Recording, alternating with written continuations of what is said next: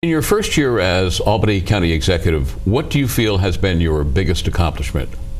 The biggest accomplishment, looking back, is the consolidation of law department. We took all the attorneys, we had them scattered out throughout the county, we brought them under one roof. We've been centralizing different services. We merged mental health and health, and we're using the secretaries and other administrators to work both sides of the house. So we're doing things more efficient, and I have my commissioners actually communicate and saying, hey, look, we're a little behind. Oh, we're ahead, so borrow 2 of our workers for the next couple of weeks and get ahead. So it's, the communication factor and trying things differently. I could say when I look back on my first year that I can really pinpoint and say that it's really worked out and it saved money. What has been your biggest disappointment in the first year as Albany County Executive? The lack of sleep.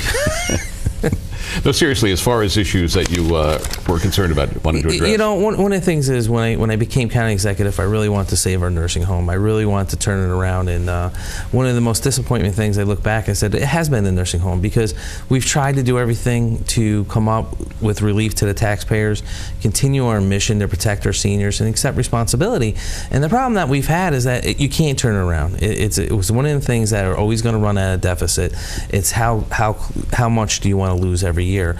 So about September, October was right in that range when the state health department said they're not going to give us a CON to continue on operations. I came up with an alternative plan, and we came up with a partnership, which I'm very excited about. It's with Upstate Service Group. They will continue on our mission of protecting our seniors, and that's a core of county government. We have to protect people, but especially our seniors, and we owe it to them. They'll continue that mission on, but I give relief to the constituents I represent, and we accept responsibility and stop kicking the can down the road.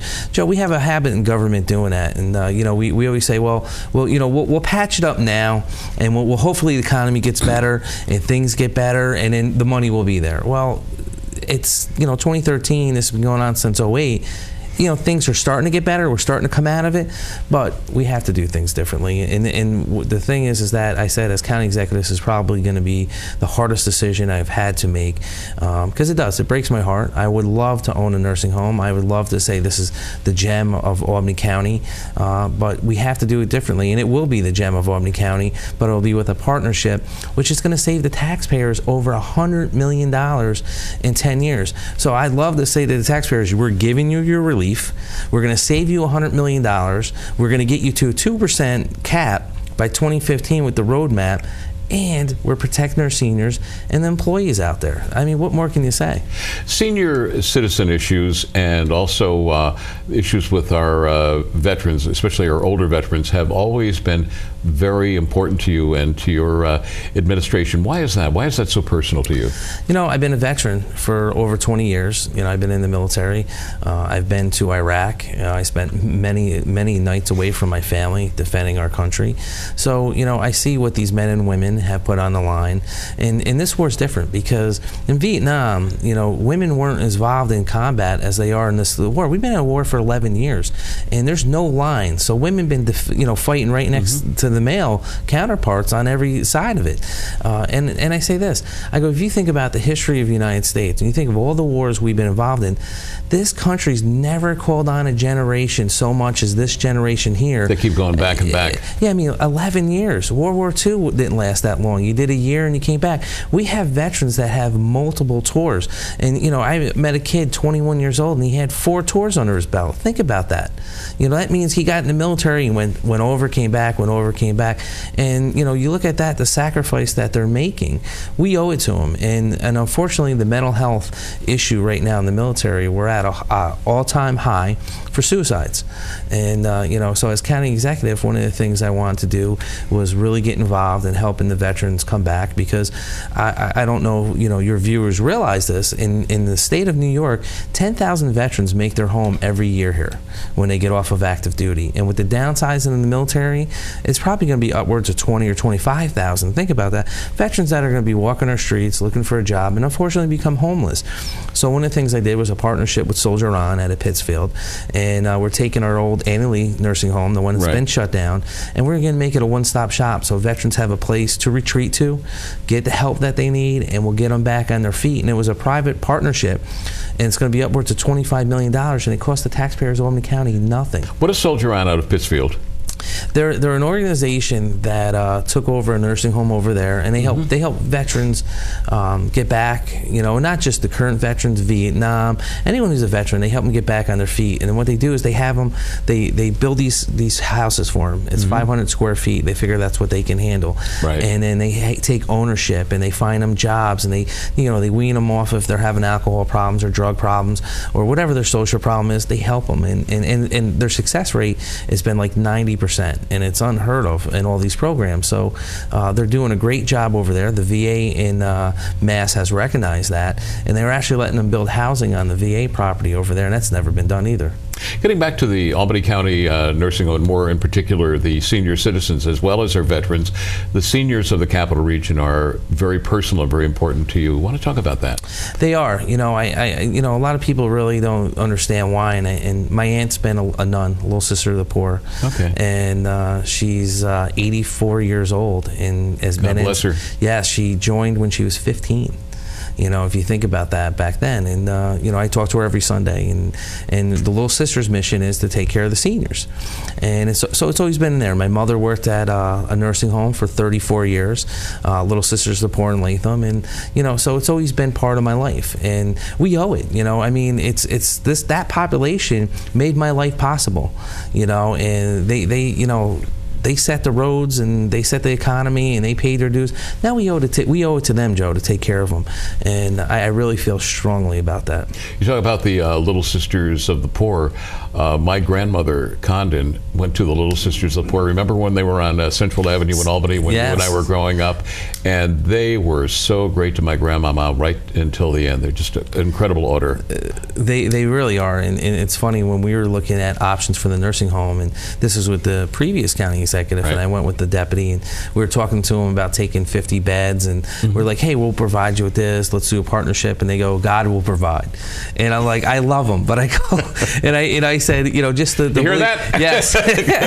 You know, just that's how they operate, and I go, boy, I wish I could operate like that, and you know, but they do. They don't worry about the money, and it's been successful. What happens to a senior citizen when at a certain point in their life they, in Albany County, run out of financial assets? Are they just put on the street? Who takes care of them at that point? That's been like the argument. Because people are living longer. They are living longer, Joe. And one of the things is that we do. Albany County picks up the bill. You come. That's been the safety net of the county. When we opened up our nursing home in 1972, we were that fallback mechanism. So when people didn't have the money to put their loved ones in a nursing home, they couldn't afford it themselves, we pay it. And you know, we absorb it through Medicaid, and you know, we take care of them. And the unique thing with this partnership going forward, we're going to continue that mission. We're going to continue to be that safety net. It's in the contract. And I said, here's the great thing about it is the taxpayers aren't going to be floating the bill now. You know, it's going to be a great partnership that Mrs. You know, Smith or whoever it may be at that nursing home is going to stay there, and she's not going to change her bed, and they're not going to kick her to the curb. Or if Mrs. Smith can't no longer be at home by herself anymore, Albany County will still have that safety net with Upstate Service Group, and that's what I love about this contract. Wow, God bless you, because a lot of people wonder, especially with seniors living longer, what happens at a certain point where their economic resources are depleted. Correct. It's a major concern, and you know, it's getting tougher. Like, you know, I say this, and I said this to the legislator. Medicaid just informed us last week. We get reimbursed in the county $189 a day to take care of a patient.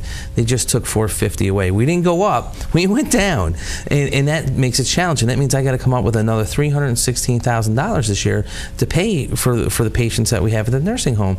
That makes it tough, Joe. And as I said, as things are getting tougher, we have to think outside the box and do it uniquely.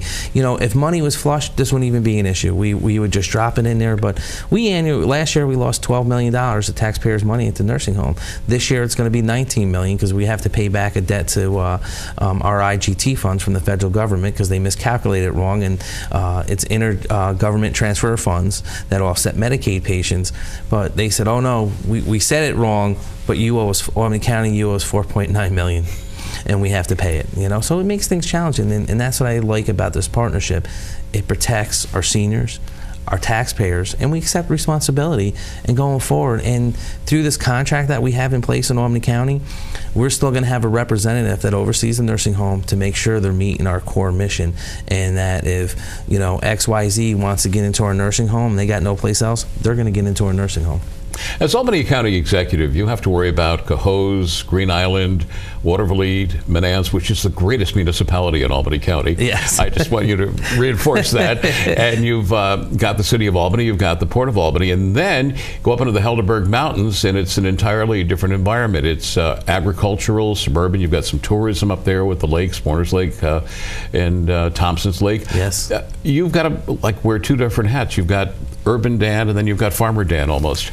Absolutely. It is challenging. I said it has to be nice to be the mayor of the city of Albany, because you only got to worry about the city and a population of 90,000 people. Right. I go in, and as an Albany County Executive, I oversee 19 municipalities.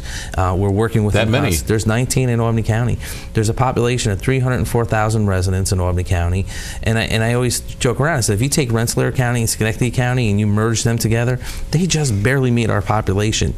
So it is challenging at times, because I have to look at an inner city issue versus a suburb issue, and I always say it's a ripple effect. What happens in downtown Albany has an effect out into our hill towns, and vice versa. We need to be good neighbors, and we need to balance that. So yeah, I go. We have over 400 farms in Albany County. A lot of people don't realize that. We have a lot of agriculture going on, and we got a lot of manufacture going on. And one thing I like to point out is Haney Reels is up in Westerlo. Mm-hmm. They're known throughout this country and throughout the world. They sell stuff all over, and they're way up in Westerlo, and it's unique. And their motto is like the Frank Sinatra: if we can make it here, we can make it anywhere. And here's a company that has been tried on multiple levels to be purchased and moved to West Virginia, overseas for more profit, and that family stays dedicated to that part of Albany County, which is phenomenal. And there's stories like that I like to when I go out, I share them. And when people say, hey, things are bad, I go, hey, look, they're struggling over here too. Maybe we can work together. And the thing I find unique is trying to consolidate services with them. We have a shared service agreement right now with the town of Bern. They needed a new salt shed. We needed a new one. We said, look, why? And we're right next to each other. Here's our county, our highway department. Here's theirs. They're literally a block away. So I go, why don't we build one together? Sure. And we'll build one garage together, and we'll work out of it together. And we'll share things. And Kevin Crozier, the supervisor up there, who's been phenomenal, agreed to it. And one of the problems we had is that they have to cross over county roads when they're plowing to get to the town roads. So they lift their plows up, they pass over our roads and drop their blades on the other side. And one of the things Kevin and I discussed is like, hey, why don't we try something different? And we do the same thing. We got to go over town roads, and we pull our plow road. So we kind of divided the hill towns up a little bit. That made more sense. We're going to plow some town roads. They're going to plow some highway department roads, and we're going to see how it works and talk about merging the department together down the road. But we're trying it right now. What is the biggest issue? Because we'll start with the hill towns first, because the urban areas you hear more about. What is the biggest issue up there in the Helderberg Mountains that our viewers might not be aware of? I say the town of Knox right now, there's a lot of property for sale. Generations of families that have stayed there have left because there's no job opportunities. So as county executive, we've really been trying to work with them and trying to get businesses up there. Westerlo stabilized because of Haney Rails. Bern's close enough where people live there and they work in the city of Albany or Colony or Bethlehem or Guilderland. So they have that balancing act. So it's really trying to say, look, working with them and doing things differently. Like we have our Clarksville elementary school we just actually had a long-term lease agreement with, and the sheriff's department moved all their services there. We're moving some courtrooms out of Bern into there, and we're going to try to do one central location to save them money. And it's really being that, sitting at the table and saying, look, let's leave our egos at the door. And then in politics, it runs into a lot of problems because no one wants to give up their perception of power or a program they're running. So it's really leaving that at the door, saying, rolling up our sleeves, and what's best for the constituents we represent. And one of the things I talked about when I say about Knox and the hill towns is that we were talking about governments and this stuff. I said, wow, look at the original map. I go, you guys used to be one, and then you broke up, you know. And I Right. said, maybe it's time to come back together and, you know, save the money in government, duplication of services, and be just one Hilltown again. Because there's a lot of unique things going on up there, you know, from the gardening, you know, them doing garden, the agriculture. They have a lot they're offering to the residents of Albany County.